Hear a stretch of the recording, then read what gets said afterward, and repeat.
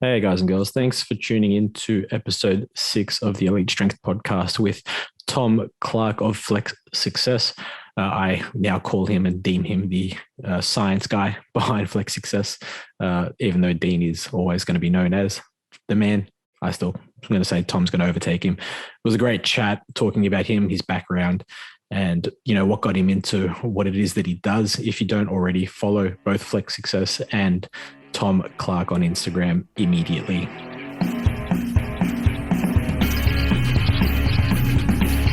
Nutrition, lifestyle, and PED education. This is the Elite Strength Podcast with Aaron Scarfy.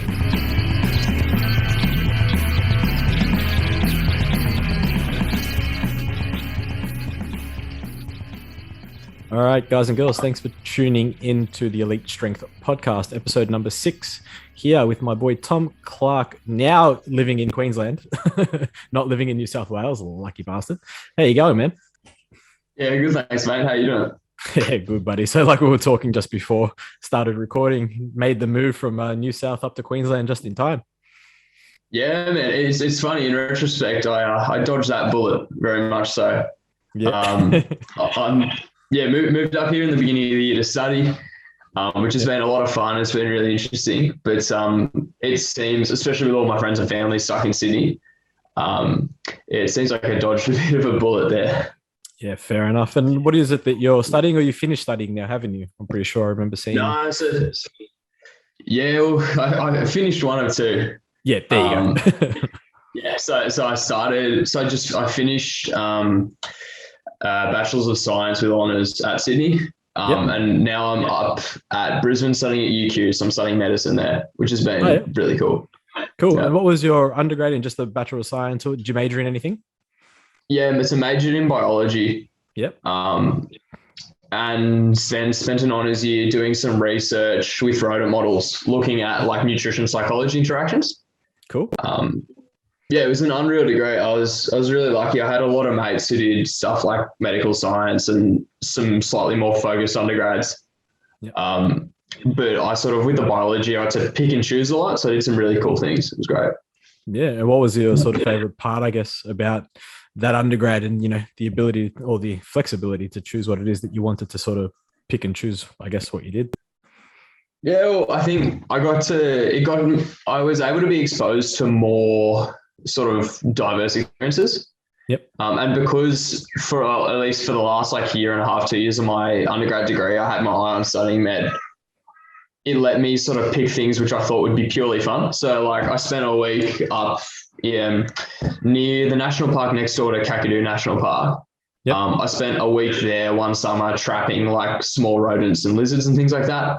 Yeah, cool. Got to do some ecology work, got to do some anatomy. It was really diverse. I had a really good time, actually. Yeah, no, that sounds cool, man. And then moving into medicine, is it like wanting to be an MD, or is it you're wanting to move into, research in medicine? Like, what is it that you're wanting to do with medicine? Because obviously most people think, oh, medicine, becoming a doctor. And it's like, well, no, there's many other facets to medicine. Yeah, man, well, it's funny you say that, right? Because I think if I hadn't become a personal trainer, I probably would never have wanted to do med. Yeah, fair. Like I started doing PT as like a very, very green 18-year-old who just sort of found science and the human body interesting. Yep. And the more people I worked with and sort of the more questions I contemplated, the more it like reinforced in my mind that the greater span of knowledge I can have in that domain, like generally, it facilitates me being a better expert in specific things. But it also helps me effectively, like what I do as a PT, right? I solve problems and I improve people's health. And the highest level to which I can do that is doing something in medicine and sort of pursuing it that way. The research question, I think, is something I never would have really considered until I did honours. Yep. But that experience there was absolutely phenomenal, and that sort of lit a bit of a fire in me for like science communication and the process of engaging with research. That's something I definitely want to do more of. Yep. Whether that's sort of where I settle, I'm not quite so sure though. We'll see what happens. No, totally fair, man. So looking at being a doctor then is something you're wanting to do, or is it something else, or just having that background? Yeah. Yeah, well, I think it's sort of I guess it's like the inevitable step of me taking that as far as I can. Yeah. I think there's a massive issue, and I think I'm sure a lot of people listening relate. Like, if you're someone who trains, or particularly if you value a specific of training or performance, often you'll go to a medical professional and find their advice tends to be, don't do that. Yeah. And I think that whole paradigm and the way we talk about health like that has to change. Yeah, for sure. Yeah. So you're going to be basically the Jack doctor. It'd be nice. The Jack should be a bonus, of course. Yeah.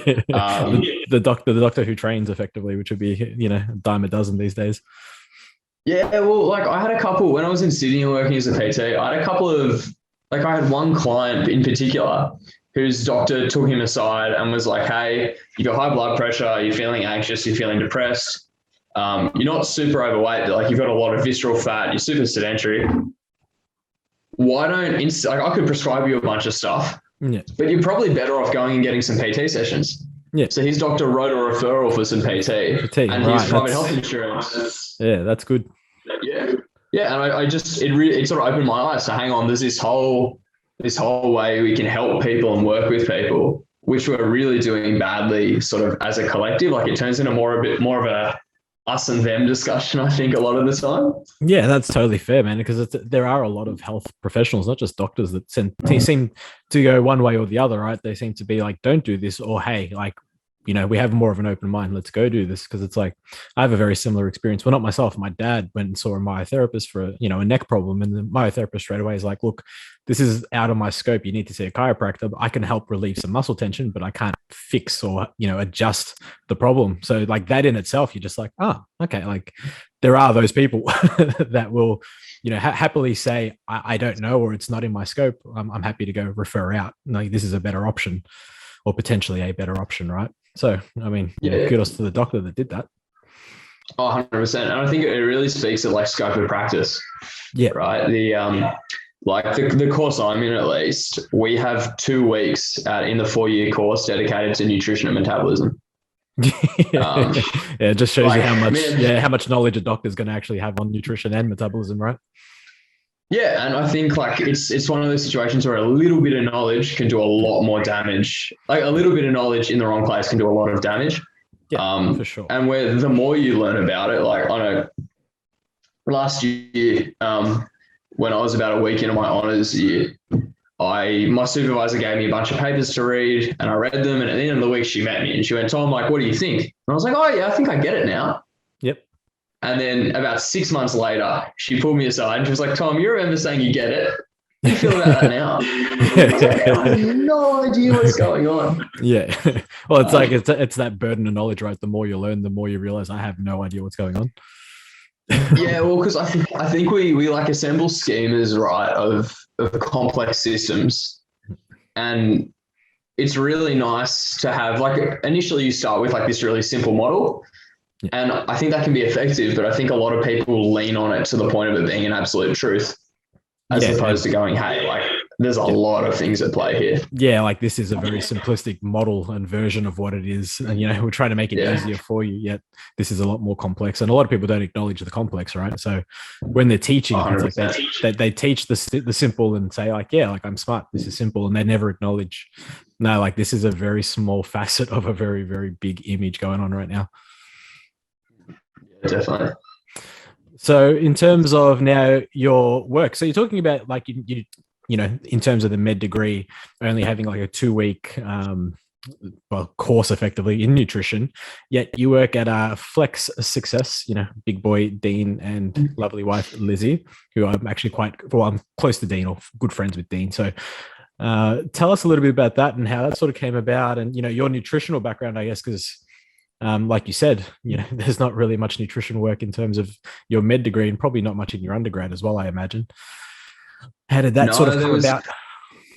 Yeah, so there wasn't much. There was a little bit of nutrition in some of like the applied physiology courses I did. But I remember when I was doing research before my honors, like I was doing like reading about some of the projects and stuff. I came, like I'd always trained, like I trained from when I was probably like 14. And I'd always been a training guy. Like I'd always loved like going to the gym and training hard. I played rugby, I did powerlifting, all those things. And I came across this paper which used like a nutritional geometry approach. So it modeled responses to macronutrient ratios in 3 dimensions. Yep. And it put forward this really, really compelling argument for how protein intake alone can be a really nice way of differentiating and predicting how much lean mass you're going to have and how much fat mass you're going to have. Like you can model that relationship really nicely. Yep. And I looked at that and I sort of went, okay. And then when I looked at the training research, a lot of the recommendations are so incredibly broad. Yeah. I think we can tend, particularly if you're in a bodybuilding or like improving body composition, you can almost tend towards a little bit of nihilism in your training. Yep. Like nothing matters. We do the right amount of sets and we work hard enough and it looks after itself. Yep. So that experience really sort of made me ask the question of like, if nutrition matters so much, how far down that rabbit hole can I go? Yeah. What kind of things matter there? Yeah. So then I did that honors year. So I basically took a bunch of mice, made them quite fat and quite anxious with nutritional interventions, and then bred them and looked at the impact that had on their children's behavior, which was super cool.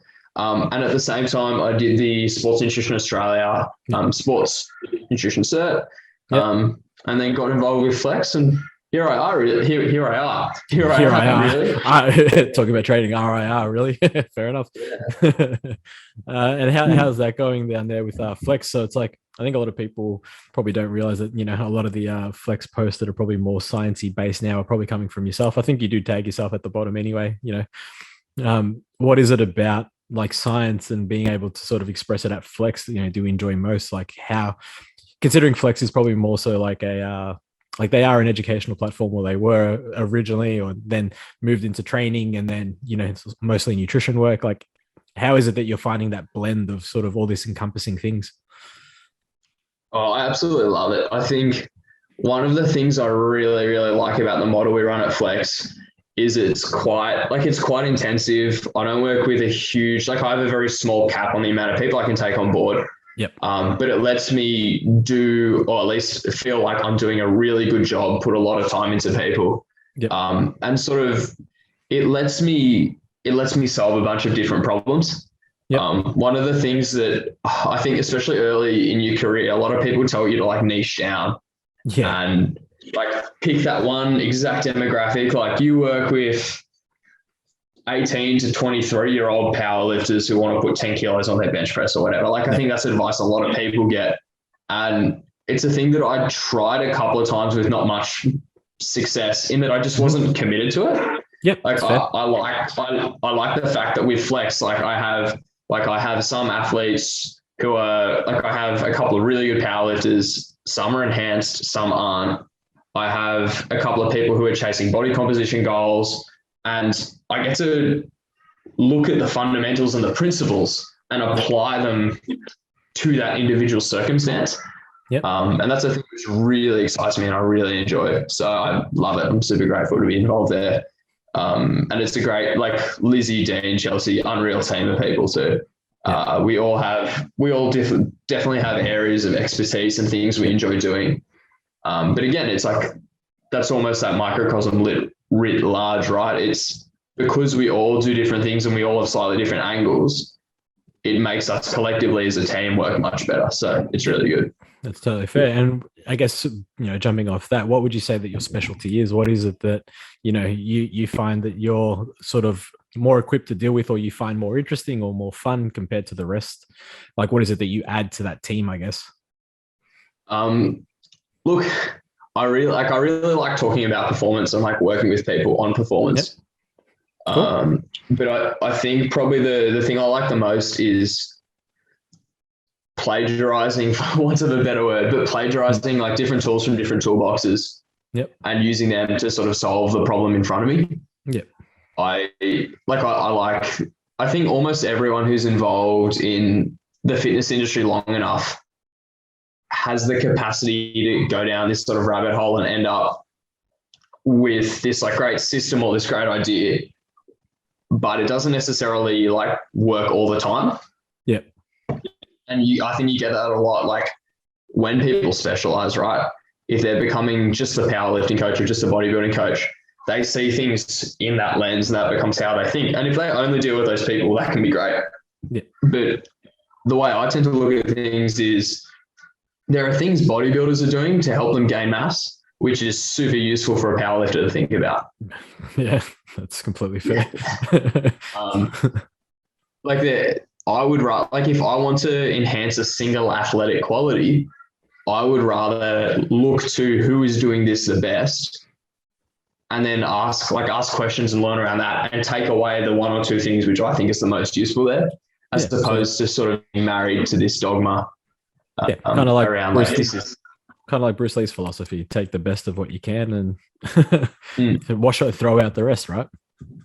Yeah, well, like it's a thing, and I'm going to lean a lot on powerlifting for this discussion, right? Like you even said before, like RIR, like there are people having arguments about should you program powerlifting linearly? Should you use like a purely reactive model? Should you use RIR? Should you use RPE? Yeah. When like there are way more things in common with a whole bunch of those approaches. Yeah. Than they'd like to admit. Yeah. I'm with you on that, man. I saw. Who did it? His name's completely blanked.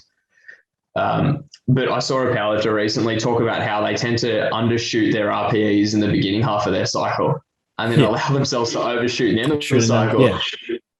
And I sat down and I thought, if only there was a way where we could plan it. Yeah, like who would have thought periodization is a thing, right? Yeah, well, and I think especially, like I said before, people can sort of go down that rabbit hole so far they get a little bit lost. Yeah. And periodization, man, like people love to complicate periodization. But really, like so much of periodization just comes down to this concept of what are the needs we have and what are the needs and the specific solutions to them in the short to intermediate term, and then how do we bridge that gap and make things better again. Yep, completely agree, dude. I think you've probably seen enough of my content to see I share a very similar mindset in that most people complicate such things that don't need to be complicated. They're very, very simplistic. Like, stop making it more difficult than it needs to be. Especially I think. No, you go. Sorry. I think like a lot of powerlifters particularly, and a lot of sports where there's a capacity to make things very numeric, people can then go too far in terms of trying to intellectualize absolutely everything. Yep. But then you get this almost like opposite reaction in a lot of bodybuilding circles, right? Where it's just like, you're in the trenches, like you just try as hard as you can. Like, and look, they're both wrong the further down that end they get. Yeah. But a lot of people love to sort of over intellectualize and make things seem more complex than they actually are. Yeah, and I feel like it's more so, especially on social media, just to try and like corner themselves as some form of expert in the market. So it's like they start using some big words and you're just like, it's really not needed. Like, calm down. Because at the end of the day, right, the goal is to get your client a result. Like, that's really all that matters. It's like you having to show that you know some big words and some complex theories or more complex theories probably doesn't help you get clients. It's like, oh, definitely. Yeah, like showing a client result and a client win. It's like, oh, there you go, that'll do. Yeah, well, I think particularly with Instagram, we run the risk of just communicating with other coaches about coaching ideas. Yeah. Yeah, you're right. You're competing with coaches. Yeah, and you're not even like competing, right? But like you said, a lot of your content would like be similar philosophically and in terms of principles to mine, right?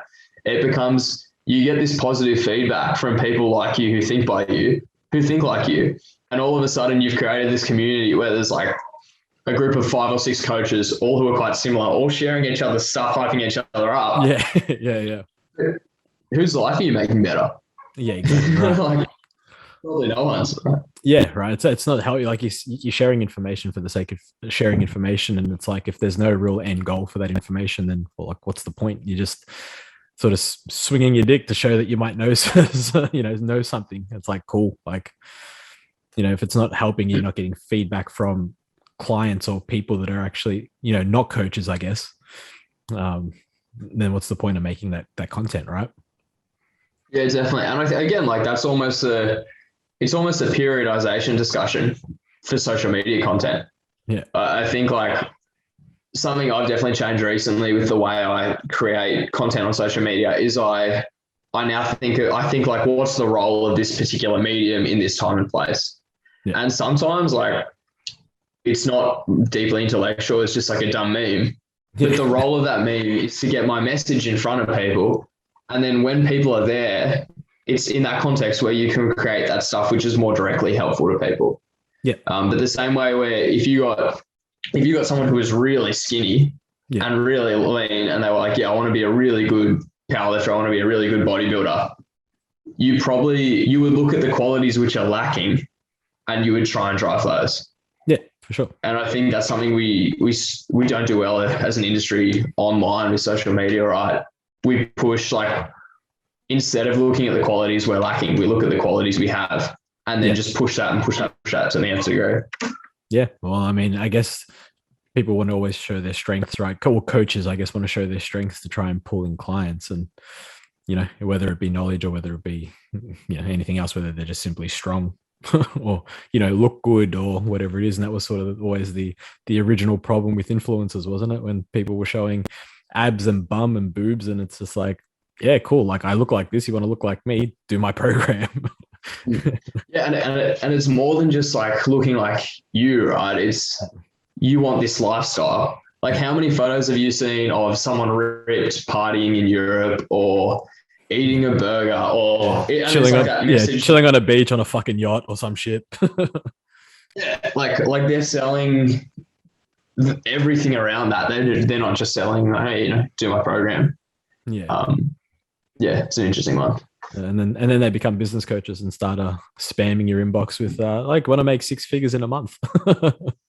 Man, I'm really looking forward to the stage where I start selling 20K coaching business practices to other coaches to get them to my level, Yeah, 100%. And this is off the back of you not making 20K back per month, right? Yeah. Well, it's just scalable systems, lifestyle, hustle. 100%. It's all the things. Yeah, 100%. All those are trigger words for Instagram to enjoy and then for people to get on board with. Yeah. No, so talk about like, so your background. So you're living in New South Wales, playing any sport, rugby, from memory? Yeah, so I played rugby with varying degrees of seriousness. Definitely I think I'll probably always be someone who tries a lot harder than they have talent. That's not a bad thing, dude.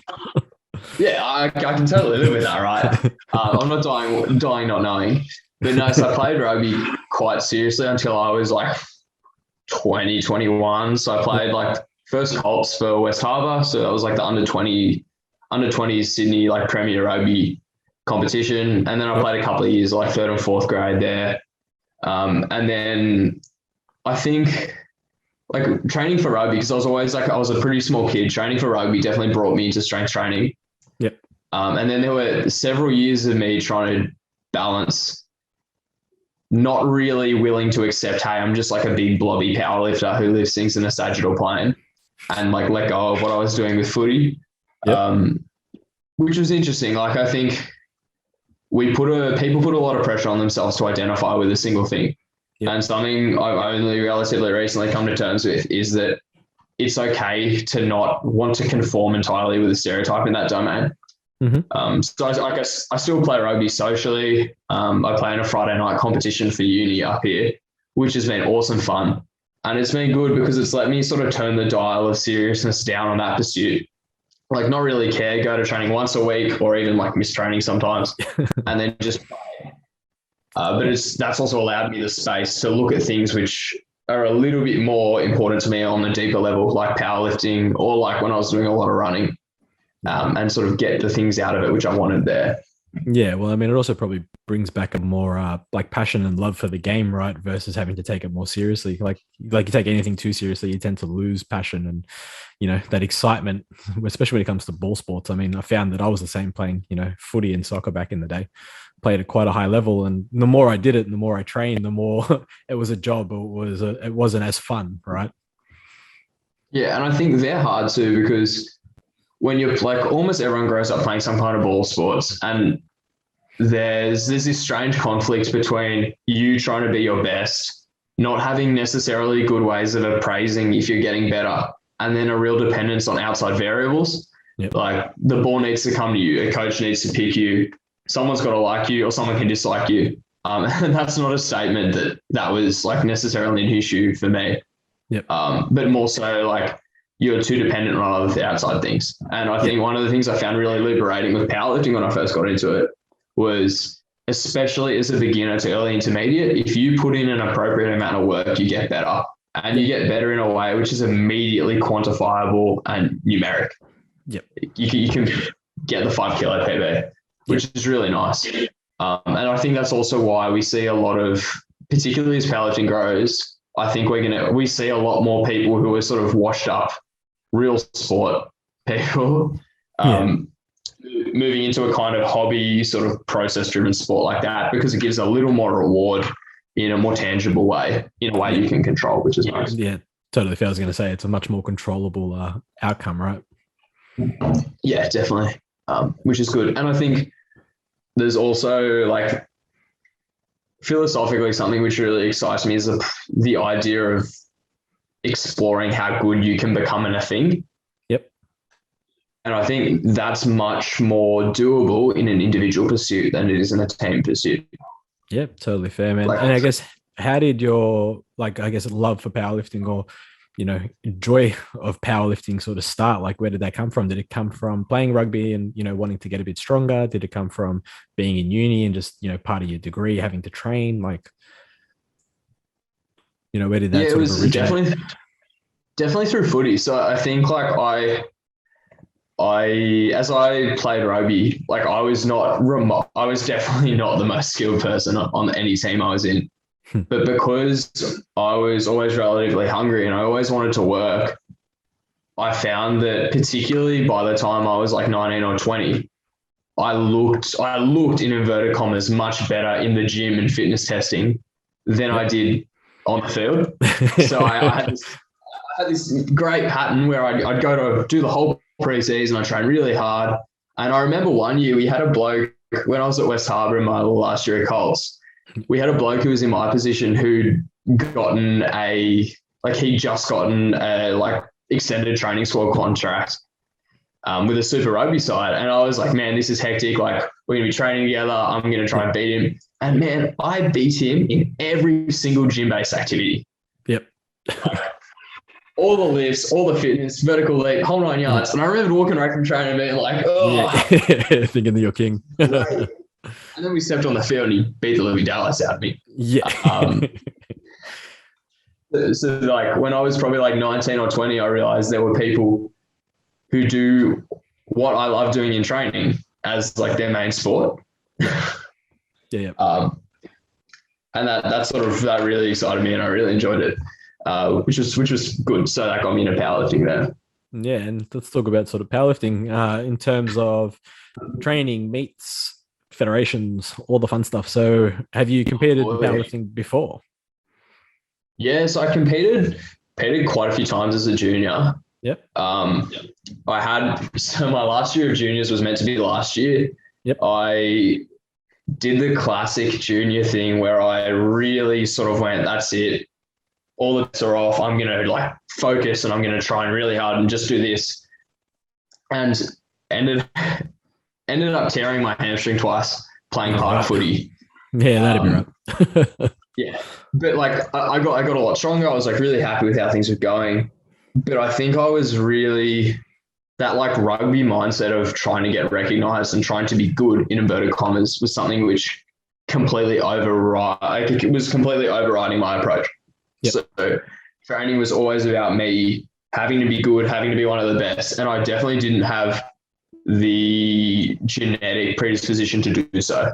And that led to a very, very burnt out me who kept taking, like, so my coach, Will Berkman, was giving me ranges for my top singles and my back offs.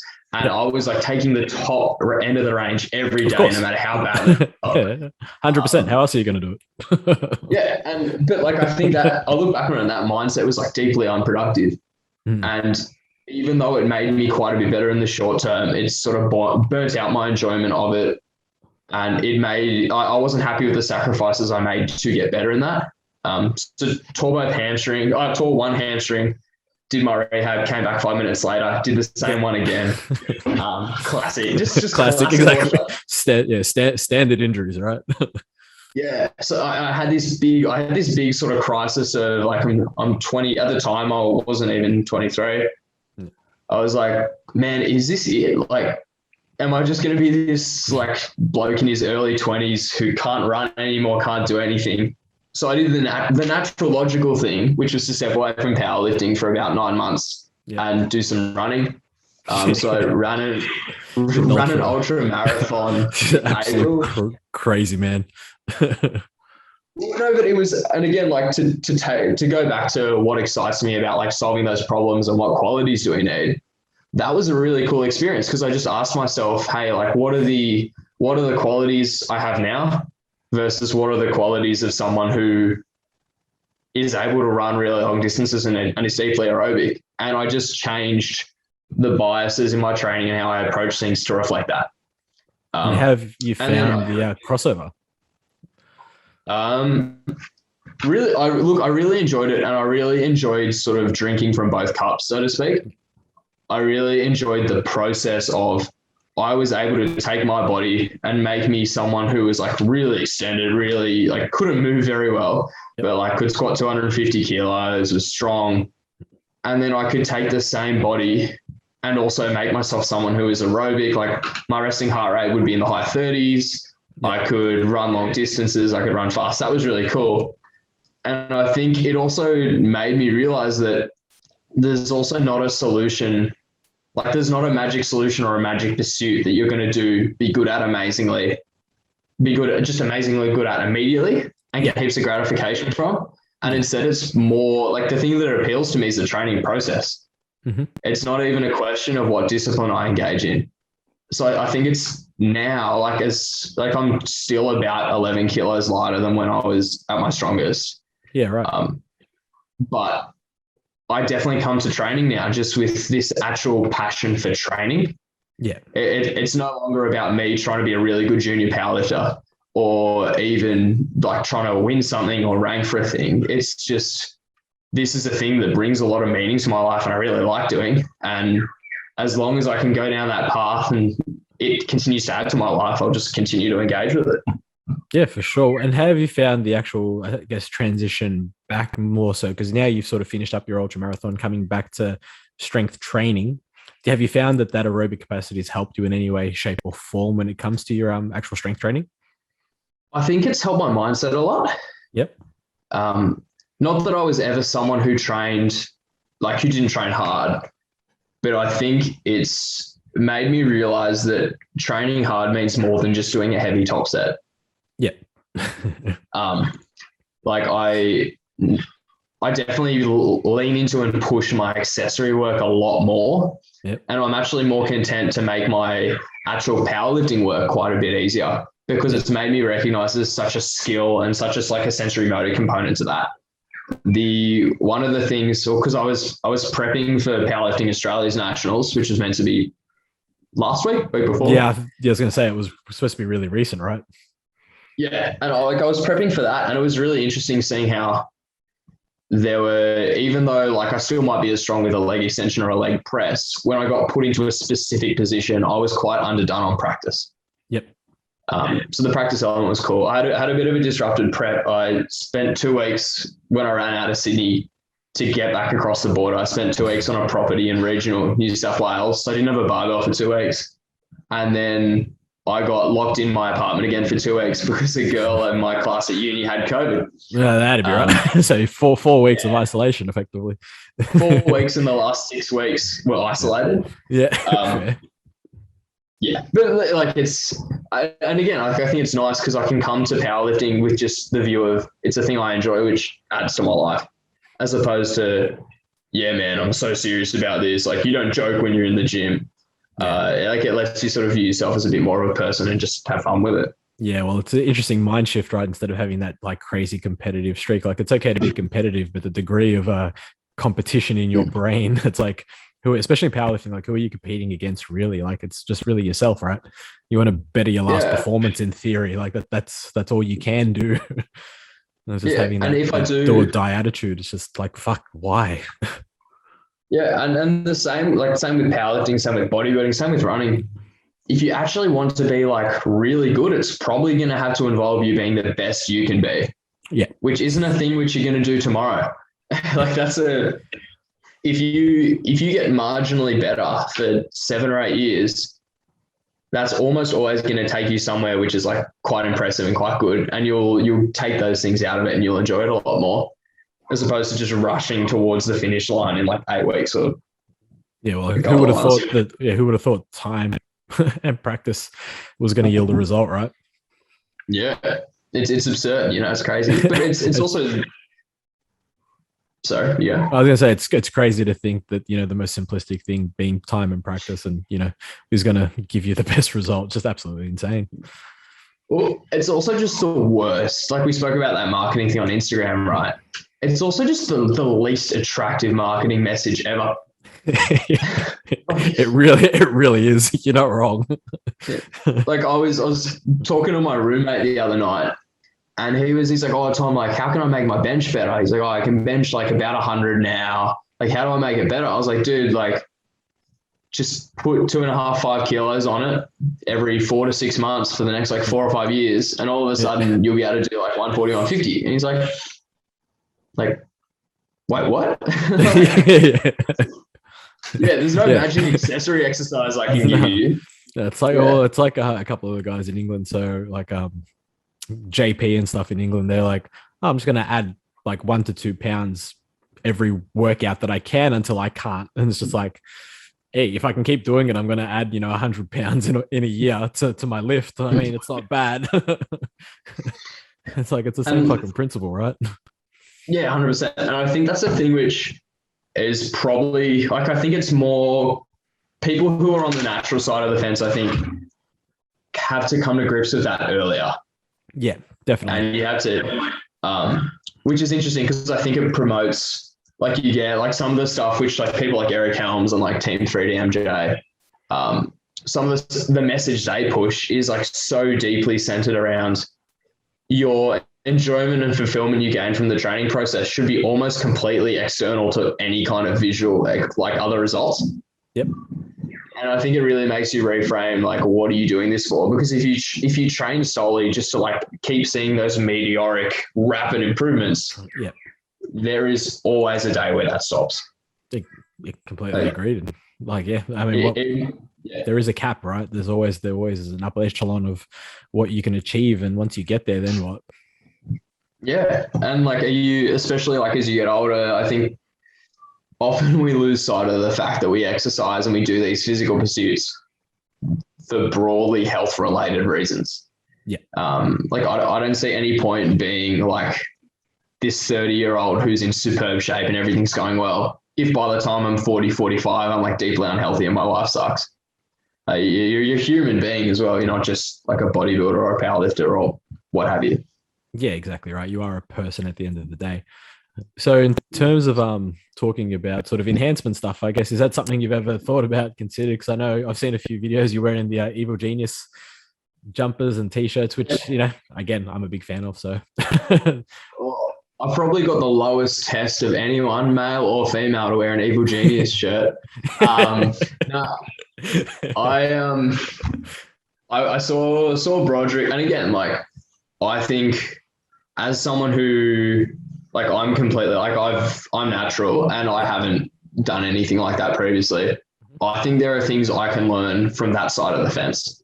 Yep. And I enjoy that conversation academically. I think it's a really interesting one, like the safe use model, things like that are things that we probably have a moral obligation as coaches regardless, to have at least some level of literacy in, because people will come to you with questions, or like not even questions, but like it blows my mind as someone who's not particularly muscular or particularly strong, how many people come to me being like, "Oh, do you think this is like a good cycle or a good idea?" And like, why are you asking me? What are the point? Like, I'm going to refer that question out to someone who's much smarter than me in that domain. But I also think it's important to be able to tell people, hey, dude, like, you're going to hurt yourself if you do things that way.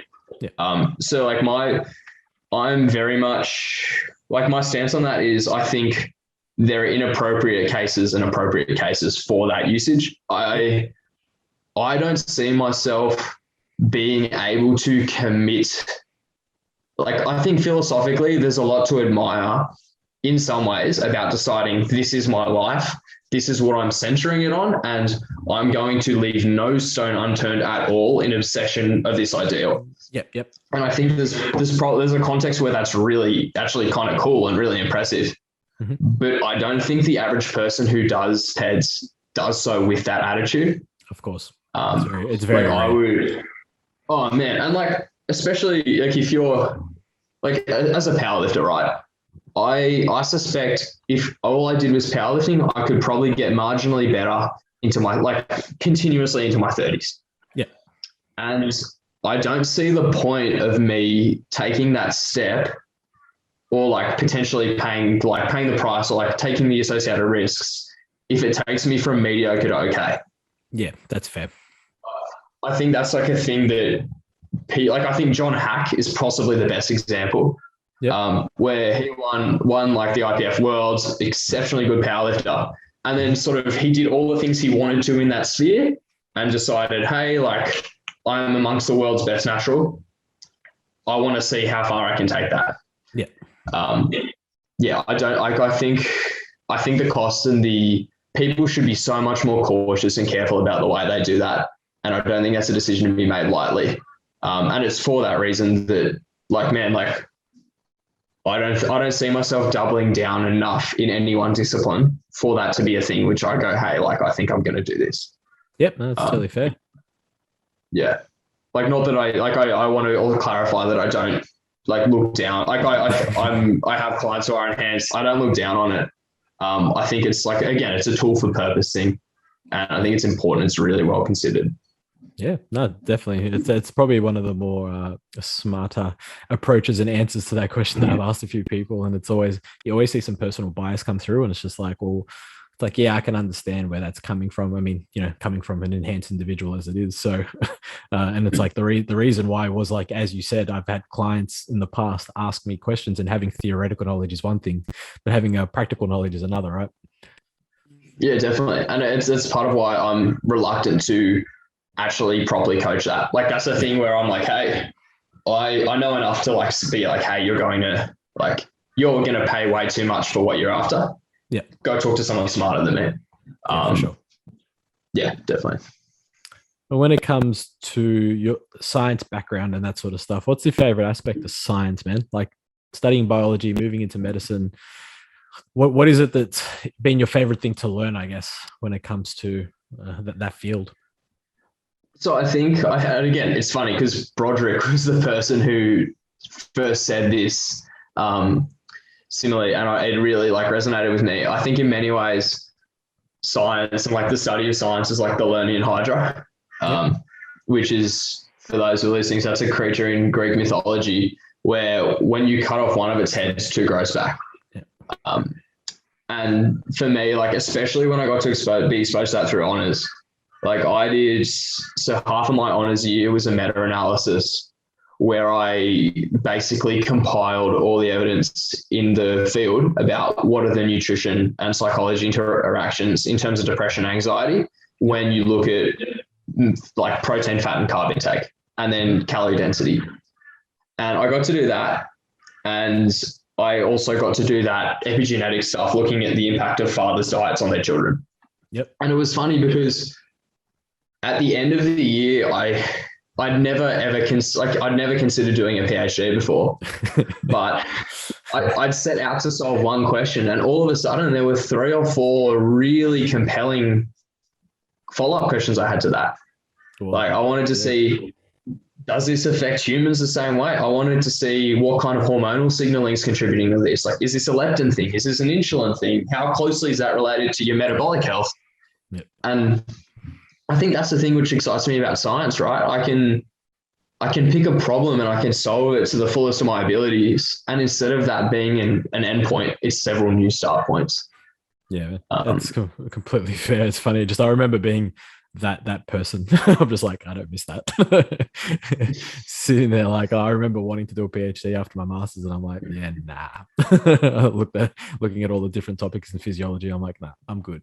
I'm just going to chill out. Yeah, I think I definitely got lucky. Yeah, well, it does sound like it's quite interesting. Like that you found this subject, and it's like the question bringing more questions, right? Like that's what a good question does. It's just you get the question, you get the answer, but you just generates way more questions, and that's what sort of PhD and research sort of does. It just tries to answer that 1 or 2 questions. Definitely, and I think like that's a thing that like I was writing a blog post for our Flex page the other day, and I set out to write like about 1,000 words talking about like different nutritional tools we have and ways of prescribing nutrition. And I ended up down this like with every paper I read, it pulled up 2 or 3 more papers I wanted to read. And even though I was like vaguely familiar with the literature, it really I finished, and I still haven't finished that blog post. It's about 5,000 words. It's gonna be a bloody ebook. That's where it's looking at going now, right? But again, like that's a really nice quality of science as a whole. It almost doesn't matter what specific domain that question's in.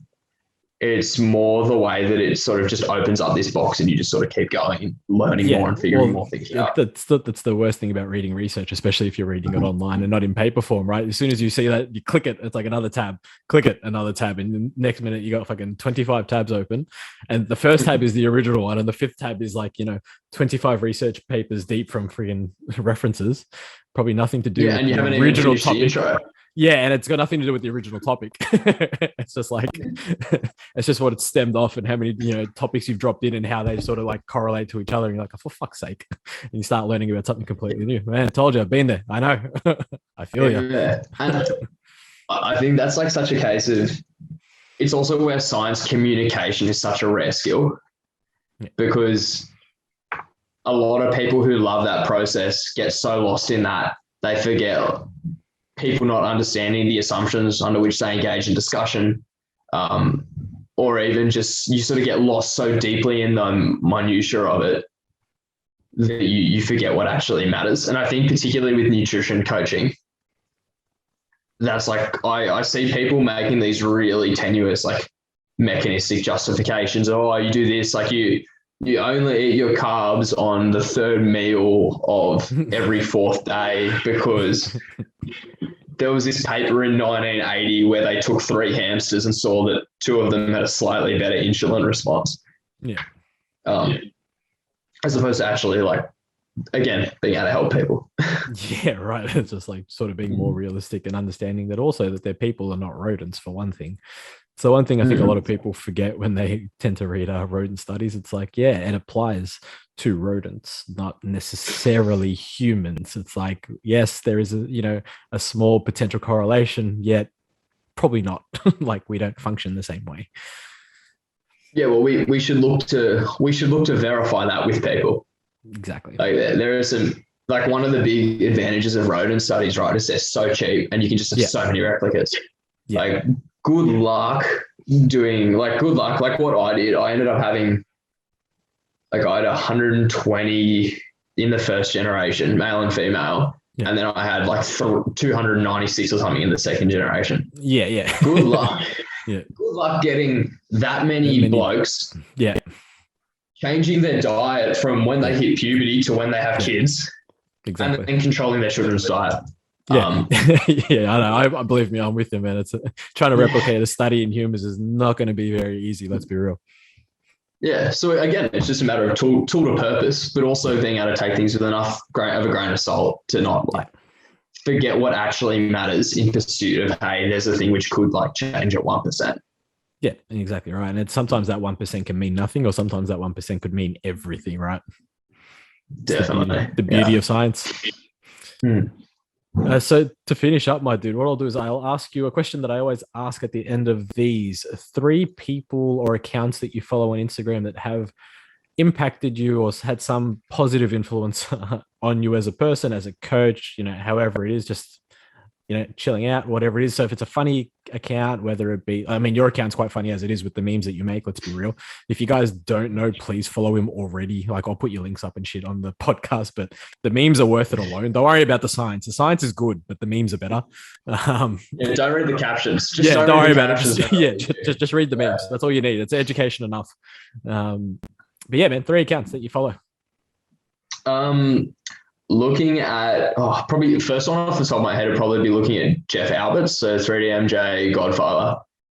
Looking at his stuff on Instagram is something which I find really inspiring because, like I mentioned before, I think with a lot of natural athletes, you have to cultivate this love of the process and the training and the lifestyle, and I think he does that really well.